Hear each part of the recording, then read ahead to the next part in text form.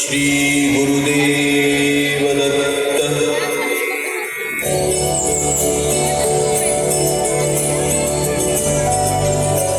देवा, तू झाडामधला देव आहे. तू आतापर्यंत काही कमी पडू दिलं नाही. मला माफ कर, मी माफी मागतो तुझी. आणि हो, येत्या बत्तरवारी तुला भोगी आणि दैवात घालत. मला माफ कर. झाडासमोर हात जोडून लाकूड तोड्या झाडाच्या फांद्या तोडायला झाडावर चढतो. झाडाच्या फांद्या तोडत असताना लाकूड तोड्याची कुऱ्हाड अचानक झाडाजवळ असलेल्या वारुळावर चढतो. लाकूड तोड्या झाडावरून खाली उतरतो आणि कुऱ्हाड बघतो तर काय, वारुळातून रक्त येताना त्याला दिसतं. मग लाकूड तोड्या वारुळातून घाबरतच कुऱ्हाड काढतो. अरे देवा, हे काय झालं? वारुळातून रक्त कसं आलं? लाकूड तोड्या वारुळाजवळ जातो आणि वारुळाची माती दूर करतो आणि बघतो तर काय, वारुळातून एक दिव्य तेजस्वी साधू बाहेर आला. अचानक तेजस्वी प्रकाश वाढतो आणि लाकूड तोड्याच्या डोळ्यासमोर अंधार पसरतो.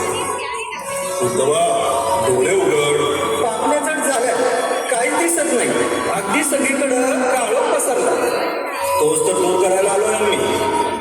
नंतर स्वामी उजवा हात वर करतात आणि तेजस्वी प्रकाश कमी होऊ लागतो.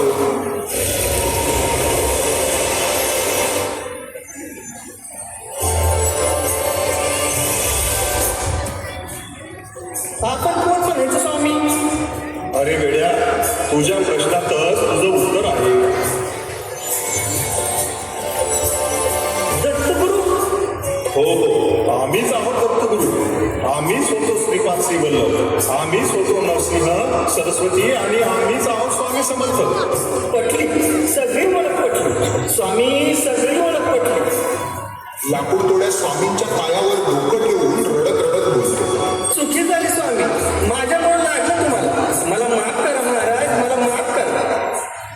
हे तर निमित्त मात्र आहे. घाव देणारे आम्हीच, घाव सोसणारे आम्हीच आणि घावी आम्हीच. तुम्हारा यह एहसास ही तुम्हारी सच्चाई प्रतीत करता है. वाईट वाटू नको दिवस बाबा. मानव जातीच्या इतिहासात अजरामर झाला आहेस तू. आमचे चरित्र तुझ्या नावाशिवाय सुरू होऊ शकत नाही. हाच तुझा उद्धार आहे. भिऊ नको, मी तुझ्या पाठीशी आहे.